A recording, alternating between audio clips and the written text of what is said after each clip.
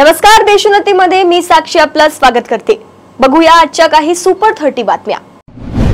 यंदा मुख्यमंत्र्यांसह शासकीय पूजेचा मान मिळालेल्या उगले दाम्पत्याला मुख्यमंत्र्यांनी 1 वर्षासाठी मोफत एसटी प्रवास सवलत दिली आहे। यंदाच्या पंढरपूरमध्ये मुख्यमंत्र्यांसोबत शासकीय पूजेचा मान नागपूर जिल्ह्यातील नांदगाव तालुक्यातील शेतकरी दाम्पत्याला मिळालाय। कैलास उगले आणि त्यांच्या पत्नी कल्पना उगले यांना मिळालाय। ओबीसी नेते लक्ष्मण हाके यांनी काही दिवसांपूर्वी राष्ट्रवादीचे अध्यक्ष आणि राज्याचे उपमुख्यमंत्री अजित पवार यांच्याबद्दल आक्षेपार्ह शब्द वापरले होते। अजित पवार ओबीसी विद्यार्थ्यांवर अन्याय करत असल्याचा आरोप हाके यांनी केला आणि त्यानंतर थेट अजित पवारांना शिवीगाळ सुरू केली। या पार्श्वभूमीवर आता हाके यांच्या विरोधात सामाजिक व माहिती अधिकार कार्यकर्ते नितीन संजय यादव यांनी कायदेशीर नोटीस बजावली आहे। जळगावात भीषण अपघात झालाय। इंदोर ते जळगाव या मार्गावरून येणाऱ्या खासगी बसचा आज रविवारी पहाटे अपघात झाला। आमोदा मोड नदीच्या पुलावरून बॅरिकेड तोडून एक खासगी बस थेट नदीत कोसळली। या बसमध्ये मोठ्या संख्येने प्रवासी प्रवास करत होते। बस नदीत कोसळून झालेल्या अपघातात अनेक प्रवासी जखमी झाल्याची माहिती मिळत आहे। या अपघातात एकाचा मृत्यू झाल्याची प्राथमिक माहिती मिळते आहे। नारायण पेठेतील माणकेश्वर विष्णू मंदिर परिसरात एका अनोळखी व्यक्तीने जादूचे प्रयोग दाखवण्याच्या बहाण्याने एका 34 वर्षीय व्यक्तीची 60,000 रुपये किमतीची सोने हिऱ्याची अंगठी हातचलाखीने लंपास केली। या प्रकरणी कोथरूड येथे राहणाऱ्या तरुणाने विश्रामबाग पोलीस ठाण्यात तक्रार दाखल केली आहे। त्यावरून एका अनोळखी व्यक्तीविरुद्ध फसवणुकीचा गुन्हा दाखल करण्यात आलाय। समाजाच्या गरजानुरूप कायद्याचे आणि संविधानाचा अर्थ लावायला हवा। विशेष करून सध्याच्या पिढीसमोरील समस्या विचारात घेऊन हा अर्थ लावणे आणि त्याची व्याख्या करणे व्यावहारिक ठरेल, असे परखड मत देशाचे सरन्यायाधीश भूषण गवई यांनी शनिवारी व्यक्त केले। त्याचवेळी न्यायमूर्तींची नियुक्ती गुणवत्तेच्या आधारेच केली जाईल याचा पुनरुच्चार करून कोणत्याही परिस्थितीत न्याय व्यवस्थेच्या स्वातंत्र्याशी तडजोड केली जाणार नसल्याचेही सरन्यायाधीशांनी यावेळी प्रामुख्याने स्पष्ट केले।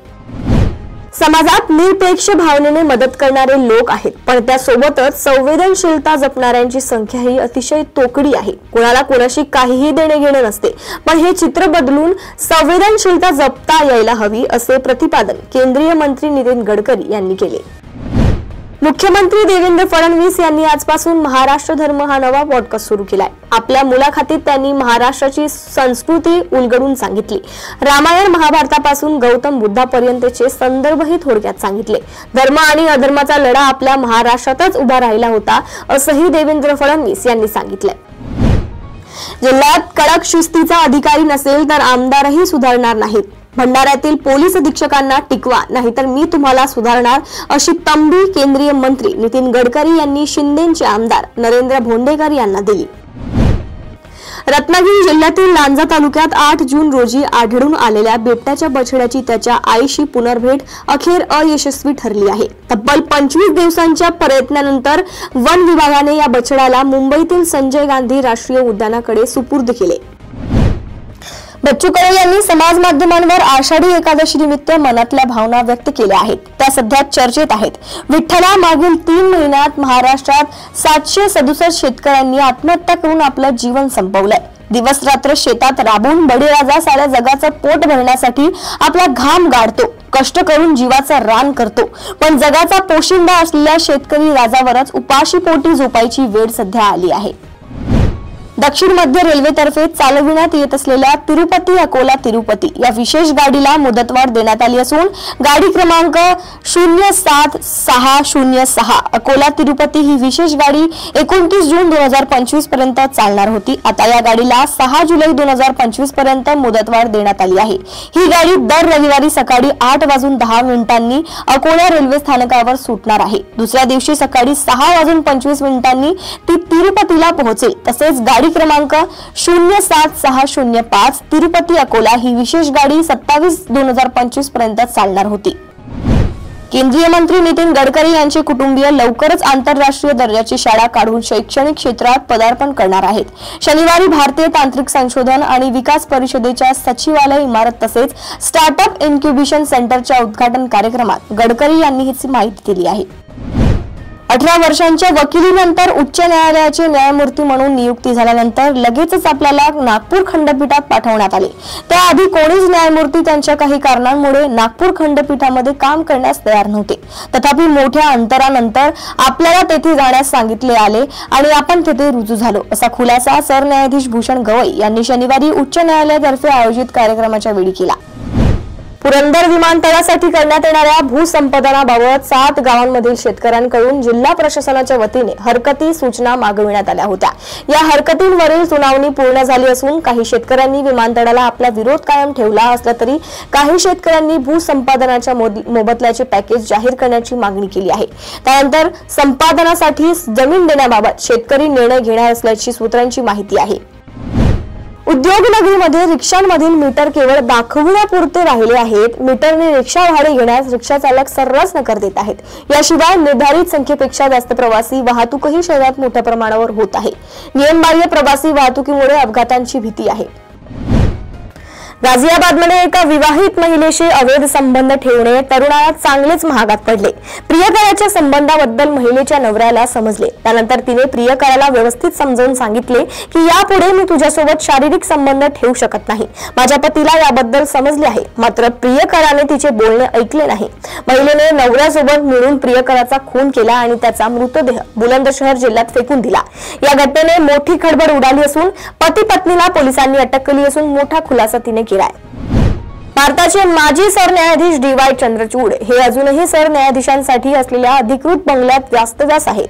त्यामुळे सर्वोच्च न्यायालय प्रशासनाने केंद्र सरकारला पत्र लिहून जाहीर नाराजी व्यक्त केली आहे आणि बंगला ताबडतोब रिकामा करण्याच्या सूचना दिल्या आहेत। न्यायालयाने गृहनिर्माण मंत्रालयाला ताबडतोब बंगल्याचा ताबा घेण्याच्या सूचना दिल्या आहेत। अमेरिकेसोबतच्या प्रस्तावित व्यापार करारावरून होत असलेल्या टीकेला केंद्रीय वाणिज्य आणि उद्योग मंत्री पियुष गोयल यांनी शनिवारी प्रत्युत्तर दिले। व्यापार करार करण्याच्या मुदतऐवजी भक्कम भूमिकेतून भारत या वाटाघाटी करीत आहे, असे गोयल यांनी सांगितले। हा करार करता देशहितास सर्वोच्च प्राधान्य दिले जाईल, असे ते म्हणाले। झारखंडच्या रामगढ़ जिल्ह्यात शनिवारी एका दुर्लक्षित कोळसा खाणीत बेकायदा खोदकाम करत असताना खाणीचा भाग कोसळल्याने 4 मृत्यू झाला तर 6 जण जखमी झाले। ढिगाऱ्याखाली अनेक जण अडकल्याची भीती व्यक्त केली जात आहे। ही दुर्घटना कुजू आउटपोस्टच्या कर्मा भागात पहाटेच्या वेळी घडली। राजधानी दिल्लीतून मन हेलावणारी घटना समोर आली आहे। येथील दक्षिणपूर्वी भागात एसी दुरुस्तीचे काम आटोपून झोपलेल्या 4 मेकॅनिकचा मृत्यू झालाय। ही घटना शुक्रवारी रात्री घडली असून शनिवारी सकाळी उघडकीस आली आहे। इम्रान, मोहसिन, हसीब आणि कपिल उर्फ अंकित रस्तोगी अशी मृतांची नावे आहेत। पोलिसांनी दरवाजा तोडून आत प्रवेश केला तेव्हा समोरून दृश्य पाहून सारेच थक्क राहिले होते। अमेरिकेचे राष्ट्राध्यक्ष डोनाल्ड ट्रम्प आणि एलॉन मस्क यांच्यामध्ये गेल्या काही दिवसांपासून आरोप प्रत्यारोप सुरू आहेत। ट्रम्प आणि मस्क हे दोघेही एकमेकांवर गंभीर आरोप आणि टीका करत असल्याचं पाहायला मिळत आहे। खरं तर ट्रम्प यांच्या सरकारमध्ये मस्क यांची महत्त्वाची भूमिका राहिल्याचं मानलं जातं। एवढंच नाही तर ट्रम्प यांचे सर्वात विश्वासू म्हणून मस्क यांच्याकडे पाहिलं जात होतं, पण मागील काही दिवसात मस्क आणि ट्रम्प यांचा वाद जगभरात चर्चेचा विषय ठरलाय। ओपन एआयच्या माजी CEO मीरा मुराती यांनी सुरू केलेली secret AI startup company thinking machines lab तांत्रिक जगातील प्रतिभेच्या शोधात असून या क्षेत्रातील संशोधकाला मोठ्या प्रमाणात पगार देत आहे। या AI स्टार्टअप कंपनीने अद्याप कोणतेही उत्पादन सादर केले नाही, तरी देखील ही कंपनी त्यांच्या कर्मचाऱ्यांना बेस सॅलरी म्हणून तब्बल $5 लाख देत आहे। ही बेसिक सॅलरी असून यात इतर allowances, bonus, sign in bonus व इक्विटीचा समावेश नाही। त्यामुळे हा पगार 5 कोटींहून अधिक असू शकतो। अमेरिकेचे राष्ट्राध्यक्ष डोनाल्ड ट्रम्प यांनी अमेरिकेत राहणाऱ्या बेकायदेशीर स्थलांतरितांविरुद्ध घेतलेल्या कठोर भूमिकेनंतर अनेक बेकायदेशीर स्थलांतरितांना अमेरिकेतून बाहेरचा रस्ता दाखवण्यात आला आहे। अशातच आता एका नवविवाहित वधूने तिची अमेरिकेतील वेदनादायी कहाणी सांगितली आहे। ही नवविवाहित तरुणी पॅलेस्टाईनी नागरिक आहे। ती जवळपास 4 महिन्यांपेक्षा जास्त काळ अमेरिकेच्या इमिग्रेशन कोठडीत होती। या तरुणीने तिला आलेला दुःखद अनुभव शेअर करत गंभीर आरोप केले आहेत। भारतीय नौदलासाठी रशिया भारताचा पाणबुड्यांच्या बाबतीत मोठी मदत करू शकते। रशिया भारताचा जवळचा जुना मित्र आहे। रशियाकडून भारताला लवकरच SSN मिळू शकते। या पाणबुड्या मिळाल्यास भारताच्या नौदलाची ताकद वाढेल। भारत आणि रशिया यांच्यात एक संरक्षण करार झालाय, त्या अंतर्गत रशिया भारताला ही पाणबुडी देणार आहे। त्यामुळे भारतीय नौदल समुद्रात शत्रूंना सहज हरवू शकेल, तसेच नौदलाची ताकद वाढण्यास मदत होईल असे तज्ञांचे मत आहे। यामुळे समुद्रातील ताकदीचे गणित बदलू शकते। इराण आणि इस्रायल मधील संघर्षादरम्यान इराणचे सर्वोच्च नेते अयतुल्ला अली खामेनी यांनी बंकरमध्ये आश्रय घेतल्याचं बोललं जात आहे। त्यामुळे अयतुल्ला अली खामेनी हे कुठेही सार्वजनिक ठिकाणी दिसले नव्हते। मात्र इराण आणि इस्रायल मधील संघर्ष थांबल्यानंतर आता अयतुल्ला अली खामेनी हे शनिवारी पहिल्यांदाच तेहरान मधील एका कार्यक्रमात सार्वजनिक ठिकाणी दिसले आहेत। भारतीय नौदलात नोकरीची चांगली संधी उपलब्ध झाली आहे। भारतीय नौदलाने नागरी प्रवेश परीक्षा अंतर्गत नागरी भरती 2025 मोहिमेसाठी अधिकृतपणे अधिसूचना जारी केली आहे, ज्यामध्ये विविध गट क पदांसाठी 1100हून अधिक रिक्त पदांसाठी अर्ज मागवण्यात येत आहेत। ऑनलाईन अर्ज प्रक्रिया 5 जुलै 2025 रोजी अधिकृत भरती पोर्टल incet.cbt-exam.in द्वारे सुरू झाली आहे। एक्स वरील अलीकडच्या एका पोस्टमुळे डेरिव्हेटिव्ह ट्रेडिंग करणाऱ्या किरकोळ गुंतवणूकदारांच्या जोखमीबद्दलचा वाद पुन्हा एकदा पेटलाय। एक्स पोस्टमध्ये एका उबर ड्रायव्हरचा व्हिडिओ दाखवण्यात आलाय, ज्याने ऑप्शन ट्रेडिंग मध्ये 2.5 लाख रुपये गमावले होते। विशेष म्हणजे हा तोटा सहन करणारा उबर ड्रायव्हर महिन्याला फक्त 25,000 रुपये कमवतो। महाराष्ट्रात मराठी भाषेचा आणि हिंदीचा मुद्दा चांगलाच गाजलाय। या सगळ्या प्रकरणावरून आता अभिनेत्री आणि भाजपा खासदार कंगना रनौतने भाष्य केलंय। भाषा असो किंवा कुठलीही गोष्ट जर देशाचं विभाजन करत असेल तर अशा गोष्टींपासून लांब ठेवले पाहिजेत। आपण परस्परांमध्ये एकोपा ठेवून आहोत, पण अशा प्रकारच्या घटना घडल्या की त्या सगळ्या एकोप्यावरून लोकांचा विश्वास उडू शकतो। हा कोणाला वाटण्याचा विषय नाही असं कंगनाने म्हटले आहे। 2009 मध्ये मी शिवाजी राजे भोसले बोलतोय हा सिनेमा प्रेक्षकांच्या भेटीला आला होता।